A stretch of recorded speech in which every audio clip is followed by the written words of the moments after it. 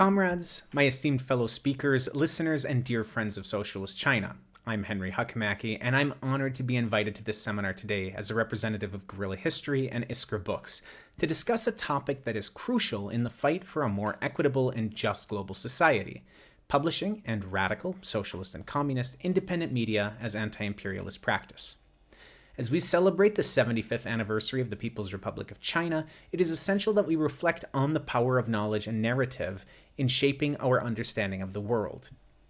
The imperialist West has long dominated the global media landscape, constructing and disseminating narratives that serve to uphold its hegemonic capitalist system. This narrative is designed to obscure the realities of imperialism and to vilify alternative systems such as socialism and communism. It is within this context that the role of publishing and independent media becomes paramount in the struggle against imperialism. The PRC's journey over the past 75 years has been one of monumental achievement and resilience, a testament to the power of a people united under the banner of socialism. Yet, this story is often distorted by the lenses of Western propaganda, which seeks to diminish the significance of China's socialist experiment. To counteract these distortions, we must engage in a rigorous practice of publishing and media creation that provides accurate and nuanced accounts of China's history and its contributions to the global socialist movement. Domenico Losurdo's work, which I have had the privilege of co-translating and editing, offers a profound analysis of this phenomenon. In his book, Stalin, History and Critique of a Black Legend, Losurdo deconstructs the prevailing narratives about Stalin and the Soviet Union, revealing how these narratives are not merely historical misinterpretations, but are politically motivated to vilify socialism. His methodology underscores the importance of critically examining sources and questioning the ideological and political motives behind historical narratives. Similarly, in our quest to deepen the understanding of socialism and the PRC, we must challenge the dominant narratives that have been crafted by the imperialist West. This requires publishing works that are not only factually accurate, but also provide a holistic and emancipatory perspective, one that centers the experiences of the oppressed and marginalized, one which highlights the achievements of socialist systems in the face of imperialist aggression, and imagines and critically theorizes a communist horizon beyond the capitalist reality that our historical moment situates us in. Independent media and publishing houses play a pivotal role in this endeavor. They serve as bastions of radical thought and intellectual resistance against this hegemonic system, providing a platform for marginalized voices and dissenting opinions that are systematically silenced by mainstream outlets in the imperialist West. Through the dissemination of such works, we can arm ourselves with the tools necessary to critically assess the information we receive and to resist the seductive allure of imperialist ideology. The construction of narratives is not a passive process. It is an active and dynamic endeavor that is shaped by the prevailing power structures. For, as functional linguist Michael Halliday says, language does not passively reflect reality. Language actively creates reality. In the case of neoliberal capitalism, the narrative is one of inevitability and superiority, a story that justifies the exploitation of the global South and the dominance of the North. This narrative is embedded in every facet of our lives, from the school textbooks that shape our worldview to the Hollywood films that entertain us. To effectively combat this, we must not only publish, but also promote materials that provide alternative perspectives.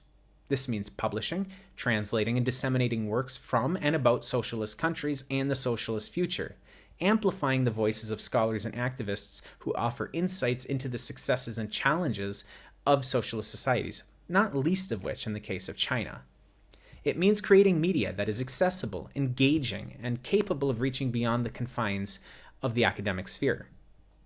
Our goal is not to create a mirror image of the imperialist narrative, but to dismantle it entirely, to lay bare the mechanisms of power and control that underpin it. By publishing and promoting anti-imperialist scholarship and media, we can empower individuals and communities to see through the fog of misinformation and to embrace the vision of a world free from the tyranny of capital. In the digital age, the battle for hearts and minds has become more complex, but also more vital. Social media algorithms and the monopolization of information by corporate giants have created echo chambers that reinforce existing biases shaped and maintained by the hegemonic reality in which we currently find ourselves.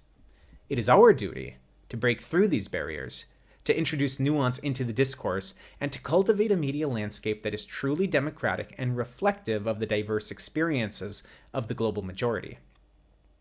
This is very much in the mission of Iskra Books, which is an all-volunteer-run, explicitly communist publishing company.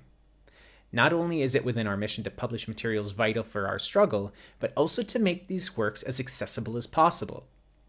Those of you who are familiar with Iskra are no doubt aware that in addition to our low-cost print editions, we offer all of our materials as free, high-quality PDFs on our site, iskrabooks.org.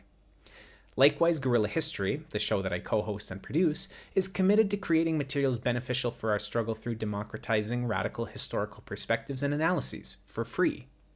Many of my esteemed fellow speakers here have been on the show in the past. Ken Hammond, for example, has been on the show 5 times talking about the history of China. Gerald Horn has been on 3 times. Several others have been on the show as well, and no doubt you will continue seeing the participants here today on the show going forward. As we reflect on the past 75 years of China's socialist construction, let us not forget the importance of our own role in shaping the narrative of the future. By supporting and engaging with independent publishing houses and media outlets, we can ensure that the stories of the oppressed are heard and the truth about socialism and its struggles are not buried beneath the weight of imperialist propaganda. To conclude, publishing and independent media are not just vehicles for information.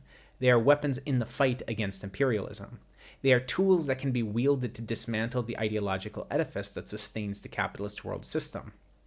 Additionally, as Roel Muller, the editor of Building a People's Art, Selected Works of Tron Chin and Tu Hu, our latest release from Iskra, said, when paraphrasing Chin in a conversation that we had, "We don't just provide important literature to the community, but the tools necessary for oppressed voices to make their own." In celebrating China at 75, let us also celebrate the power of knowledge, the resilience of the human spirit, and the enduring belief in a better world, a world where the principles of socialism and solidarity prevail. Thank you.